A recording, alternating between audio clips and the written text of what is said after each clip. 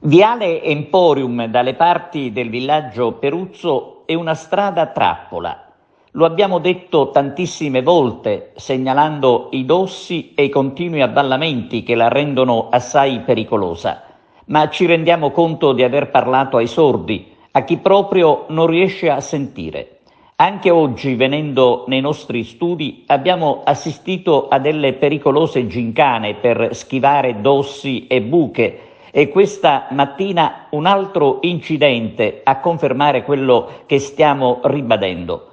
Per fortuna non si registrano feriti, ma sarebbe opportuna una presa di coscienza da parte del Comune con l'eliminazione delle tante trappole, perché i rischi in Viale Emporium sono tanti e non bisogna attendere gravi conseguenze per porre fine alla vergognosa situazione che non riguarda purtroppo solo il Viale Emporium.